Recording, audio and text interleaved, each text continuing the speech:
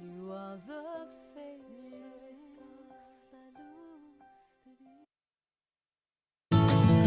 There's a sun in the sky, there's a cloud drifting by. All kinds of birds make you wish you could fly. And that is the theme for our year, celebrating our unity by soaring higher together with strength, love, and zeal. We recognize our wholeness. We are one team, one community, reaching our greater potential.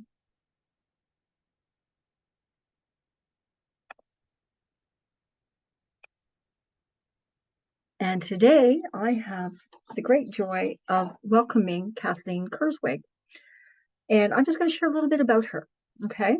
So Kathleen is a Unity minister. She's presently living in Massachusetts. She's also a spiritual life coach. So if you need some of that, she is a great support person. That I know.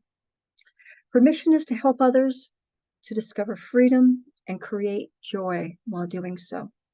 She became an LUT, which is a licensed Unity teacher, in 2016. And she was a spiritual leader at Unity of Central Massachusetts from 2018 to 2021, which is when Anne and I met her, and we studied with her a number of times. And she graduated with a Master's of Divinity degree from Unity Worldwide Spiritual Institute in June of 2022. Reverend Kathleen is passionate about sharing Unity teachings and has been blessed with many opportunities to guest speak at a variety of Unity churches in both the United States and Canada. Her ministry work includes coaching people in recovery from addictions, and she thrives in helping people focus on developing spiritual practices. So today we welcome Reverend Kathleen, and it's all yours, Reverend Kathleen. Thank you, my friend. It's so good to be here again with you all. Thank you for asking, and thank you for this opportunity to be here with you today. You have one of the most beautiful services that I have ever been a part of. I don't know if you've heard that before. I know I said it the first time I was here, and I'm going to say it again. It wasn't a fluke. Apparently, it is very special because I am overwhelmed already with emotions. Just watching the face of God, I was smiling at all the pictures that were coming up. It just was amazing. So thank you again for allowing me to be here with you today. The title of my talk today is a question. Is this divine order? How many of you like getting your own way? Yeah, I do. I love getting my own way. When everybody is doing what I think they're supposed to be doing, and everybody is following the script that I have secretly written but not given to anybody, and they're following it anyway, then I'm all happy and good, right? Yeah. It's when things are not going my way that can often be a challenge. Now, it used to be a lot more challenging for me before I found Unity. Now I have a little bit of a different approach to life, etc. But I want to talk to you today about this divine order thing. I don't know about you, but if you've spent any time in Unity, there is a chance that you have heard someone say somewhere, well, it's all in divine order. And it's usually in reference to something that's not going their way. And it's usually something that is, well, I don't like it, I don't care for it, but it's in the divine order, so what are you going to do? Right? And I thought I just wanted to investigate this a little bit further because, you know, it just doesn't make sense that all of a sudden something would go awry in such a terrible way. You know that we've been facing difficulties for years now, challenging life situations in the world. Just take the pandemic, for instance, right? Just that's just one thing. And then there's all sorts of other things going on. And with social media, we're seeing things that we really didn't want to know about. We're seeing headlines we really didn't want to read. And it's a lot to take in. it's a lot to deal with. And then if you add that little phrase at the end, well, it's all in divine order, don't you find yourself shaking your head going, gee, I wonder why this is happening the way it is? I'd love to learn how to find a way to allow things to unfold without resistance. I have found that when I don't resist something, uh, I get through it a lot quicker, a lot faster, and I've learned the lessons quicker.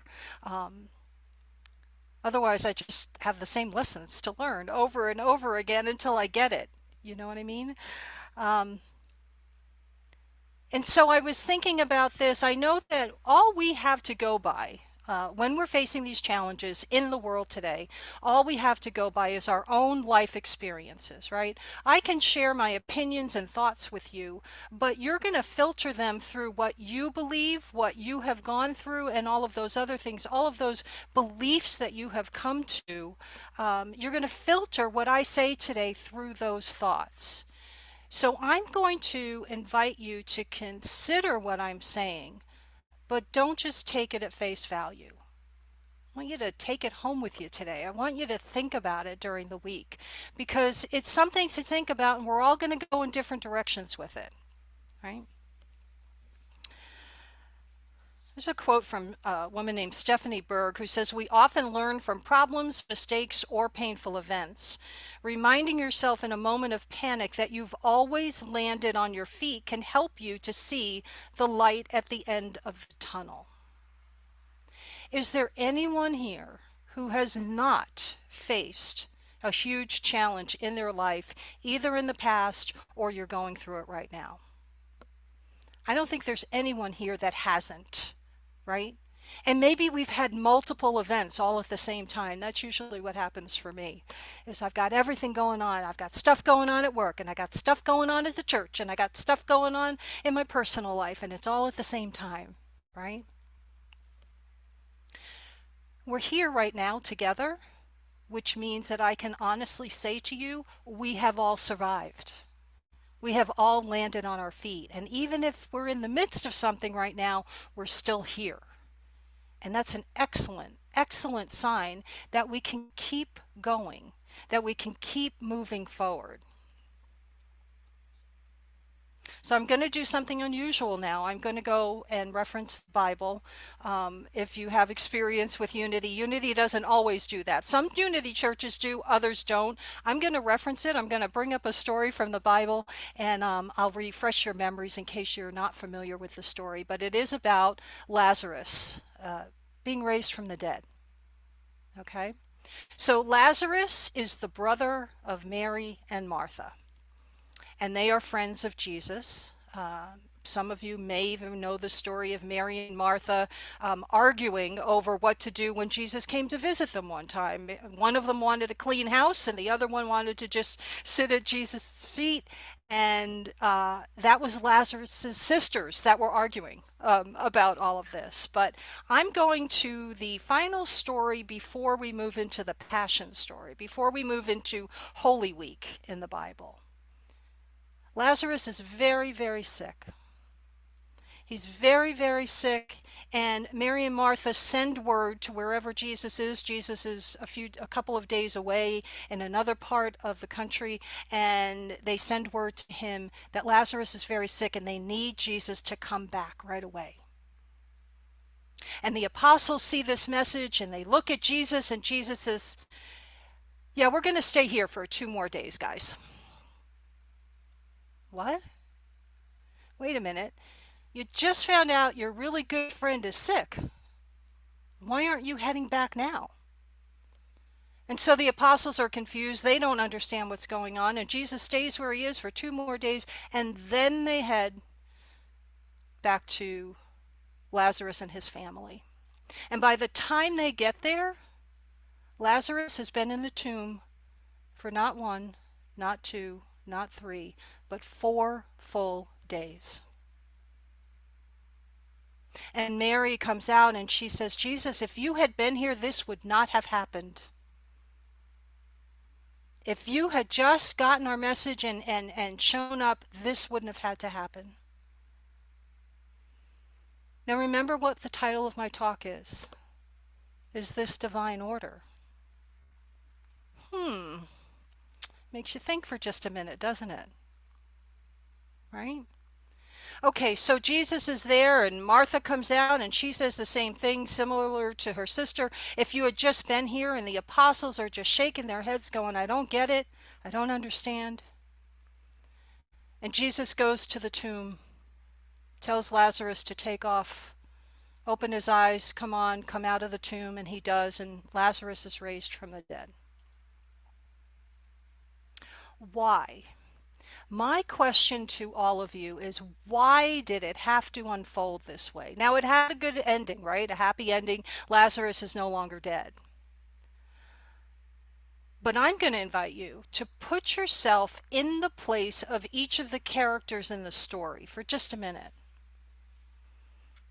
Maybe you've been in this situation where a family member has been sick and you just know that if one thing happens just a particular way, then everything's going to be okay. And then it doesn't go that way, right? What would it feel like for you to be Mary or Martha, knowing that you have sent a message out to Jesus and he's not coming? What would it feel like to you if you were Lazarus? You're sick. You may be on your deathbed. And you know your good friend can help you. Maybe you're not even sure how, but you just know it. And he doesn't show up. And you end up dying. What about the apostles? Can you imagine? They've been following this guy for almost 3 years. And they've listened to everything he's had to say, and they're following his teachings, etc., etc., etc. And he gets word that his really good friend is sick and needs him. And he says, yep, we'll go in 2 more days.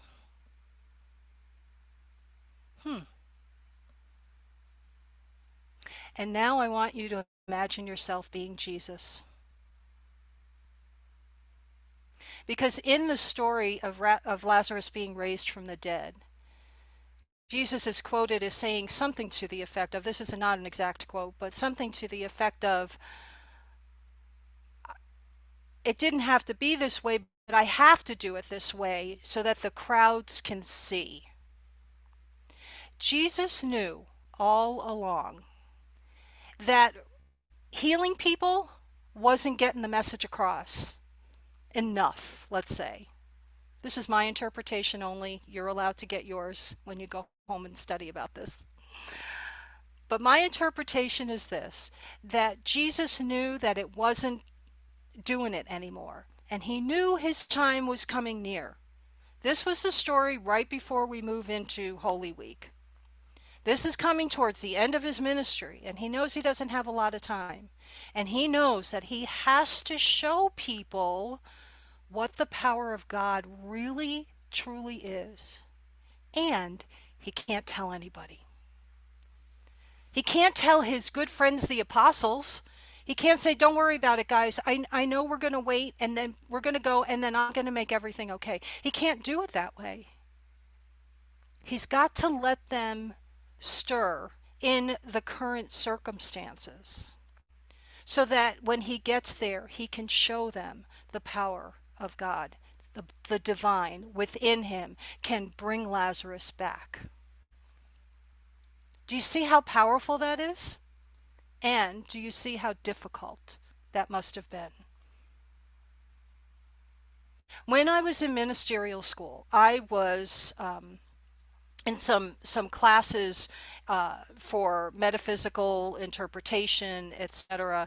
And one of the teachers often had us step into the role of the characters in the stories to get us to imagine what it would feel like to maybe be the man that was seeking healing, he was blind, and what it was like to have his friends carry him all the way to Jesus so he could receive his sight back.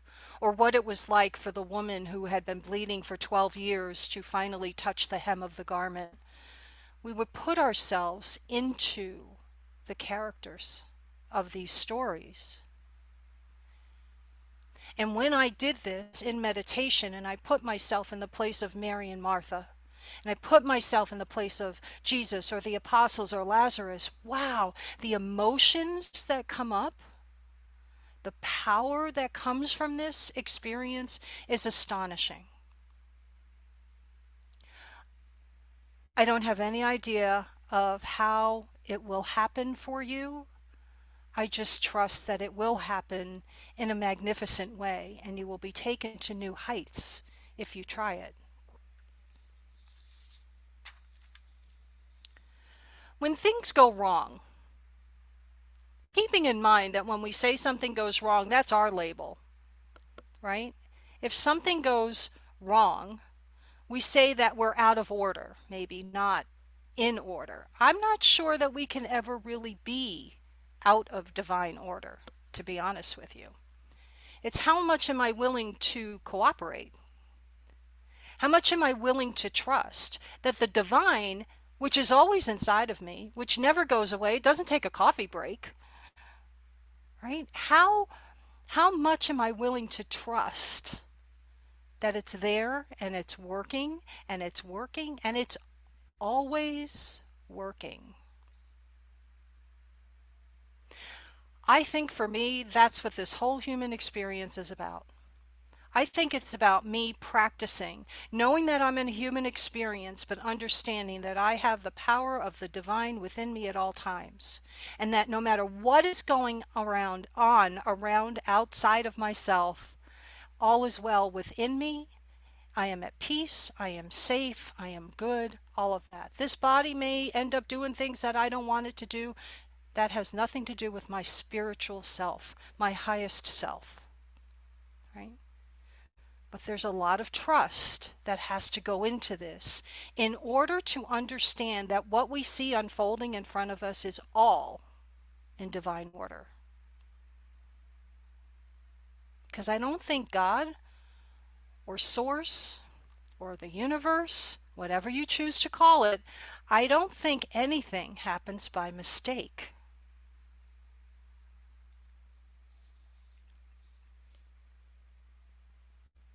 The daily word today says, honoring the divine presence within, I am refreshed. How many of you have ever experienced that? Right? You go within and you come out and you don't know how, right? Like you don't even know what you were thinking about during meditation sometimes. And yet you feel totally like, all right, I'm ready again. I'm ready. That may be what this is all about. I can promise you this. I can promise you that none of what was going on with Lazarus before Jesus got there, none of that looked like it was in any kind of divine order. I'm sure that the sisters, Mary and Martha, I am positive that they were not understanding why this was happening, what was going on, but somehow underneath they did know, intuitively speaking, that Jesus was the answer, right? They knew that. That's why they reached out to him. But it didn't unfold exactly the way they thought it should. Otherwise, they wouldn't have greeted him by saying, if you had only been here. Well, let's be honest. We've had friends like that, right? Where, you expect them to do something and then, it would have been different if you had just done what I wanted you to do. If I had just gotten my own way, right? There's one thing that continuously grabs me as I move through this unity journey that I'm on. It started when I was first taking classes as an SEE student and before I even knew I wanted to be a licensed unity teacher, all of that. But I just knew that there were so many things that I could take from these classes, from these ideas, and implement into my everyday life. And when I started to practice that, what happened was I started to deal with life in a different way. So when I'm in a situation where I'm saying, is this really divine order? Like, honestly, is this really what I'm supposed to be going through right now? Because it's not the way I would write it. I wouldn't have written the script this way. I'm learning to let that question go. I'm learning to trust because I can tell you this. On a human level, it's very difficult for me to see the bigger picture, right? We don't know what lessons other people are supposed to be learning, right? And I don't want to interfere with the spiritual lessons that they're supposed to be learning. But it's hard not to sometimes, right? I go back to Lazarus. I go back to when Jesus said, I needed to do this to show the people. He didn't do it for himself. He knew he could have gone back right away and he could have taken care of Lazarus and that would have been it. But he had a different idea in mind. And I'm pretty sure the story gives me the impression that Jesus was following the highest and the best for all concerned, and raising him from the dead would get more attention. If somebody came here today and raised someone from the dead, would it get your attention? Yeah, it would get mine too. I'd probably be very skeptical about it, right? But the truth of the matter is that when we look at that story, we put ourselves in that place. We have all been in the place of Mary and Martha, or the apostles, or Lazarus himself. Maybe even in the place of Jesus, where we know that we have had to take the higher road. And how difficult is that?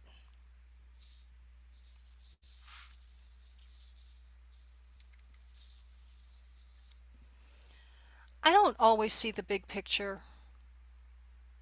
It's hard sometimes, right? I had circumstances in my life where I have faced huge challenges. Last year when my dad died, I knew that this was going to be the biggest challenge of my life because of the set of circumstances that followed.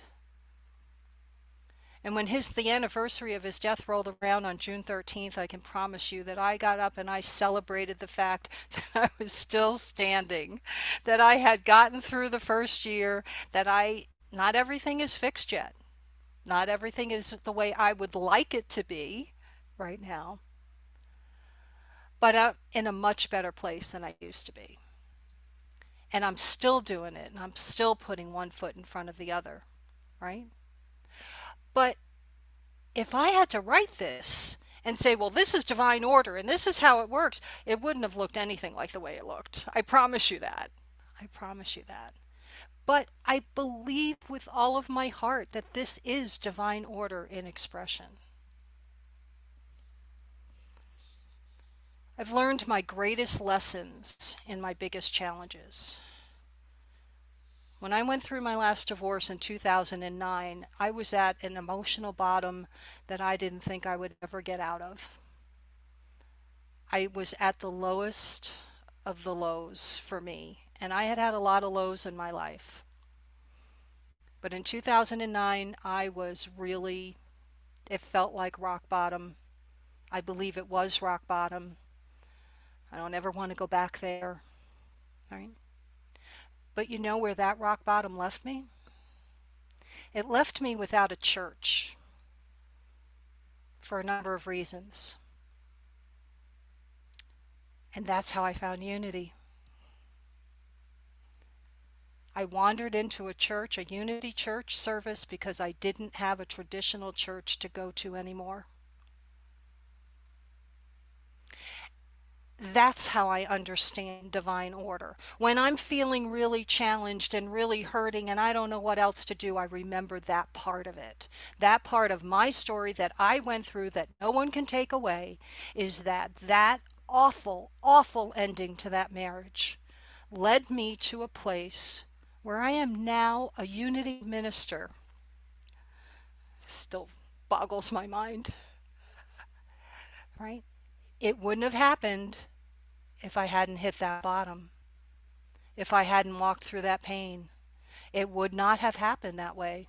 Now, maybe I would have found my way another way. We'll never know. But I see how that really awful event that I labeled awful led to such a huge blessing. So here's your invitation. Your invitation is to just take this story and play with it a little bit when you feel like it.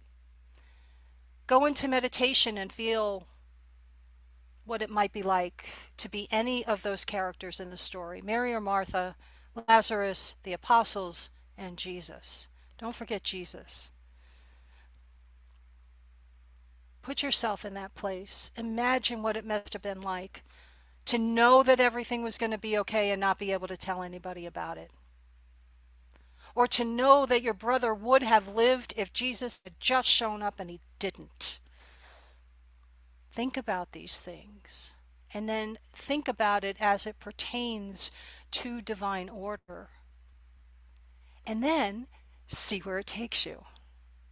I don't know where it's going to take you. You don't know where it's going to take you. Give it a chance. Give it a try. Is this divine order? I do believe that the answer is yes. And so it is. Amen. And now I would like to take you through just a few minutes of meditation on this talk on divine order, and you'll get a little mini taste of where it might take you. Okay, so get comfortable wherever you are. If you're seated or laying down, wherever you may be. And just start by taking a few nice, deep, cleansing breaths.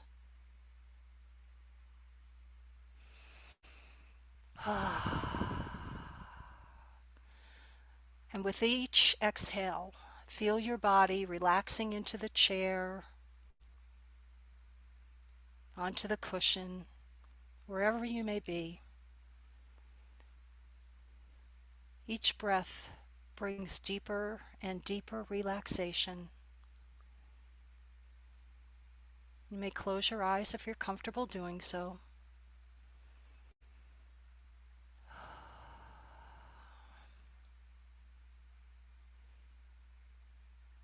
And bring to mind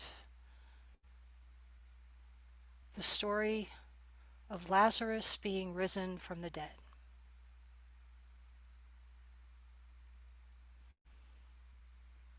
Lazarus is at home. He's very ill. He's laying in his bed, hoping that a message can get through to Jesus.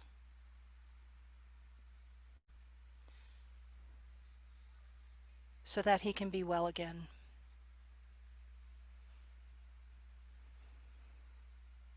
Another deep breath. And now we see Mary and Martha caring for their brother with deep love.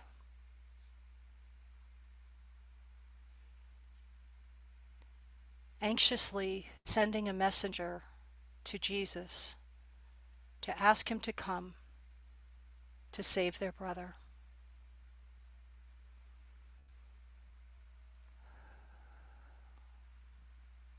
They are hoping. They know Jesus is the answer.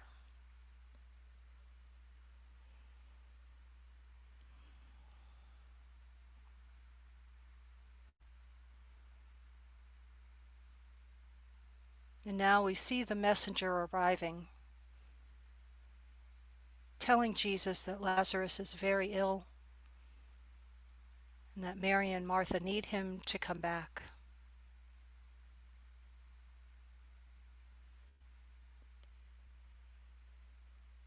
We see the apostles observing Jesus very closely, wondering what Jesus will do.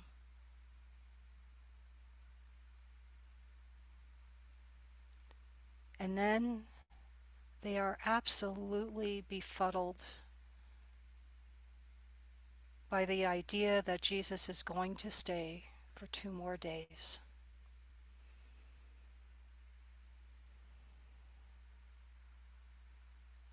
There is confusion.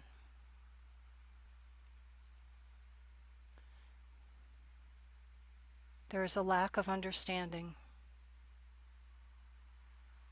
but the apostles stay with Jesus until he is ready to go.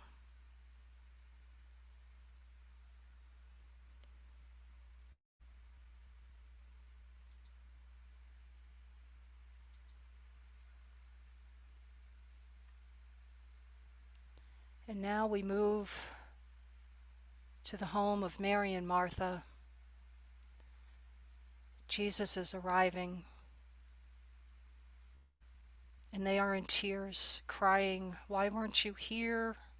You could have stopped this. It would have been okay if you had just been here."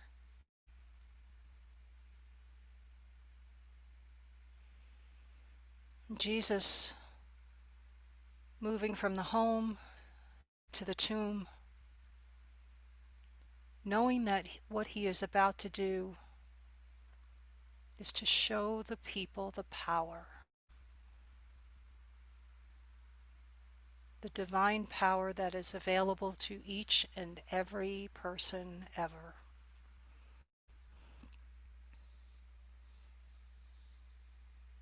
Jesus goes into the tomb, tells Lazarus to get up and walk out.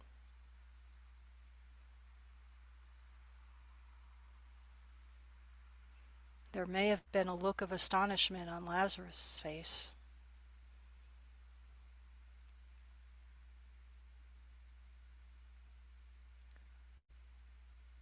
But the miracle has been done. People have been shown just how powerful God, divine mind, truly is.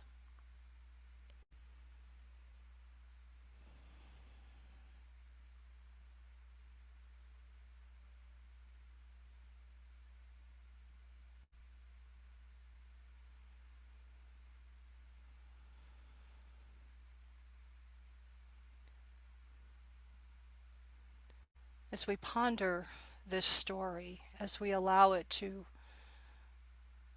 percolate inside of us, one thing is perfectly clear. The one power and one presence in the universe is so mighty, and it is within each and every one of us, and it can never be taken away.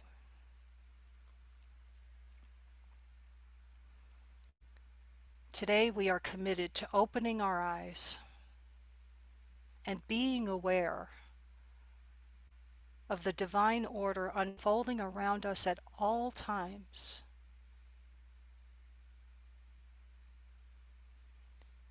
Even if the appearances are deceiving.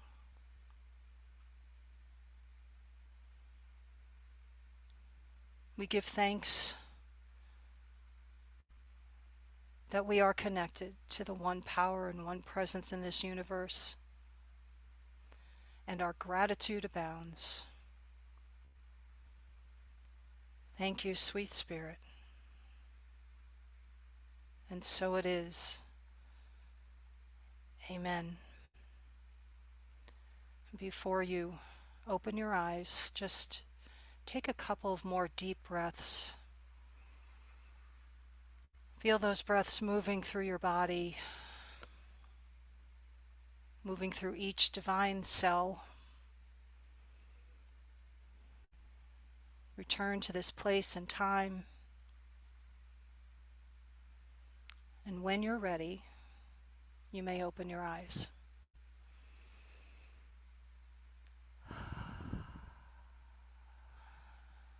Welcome back, my friends.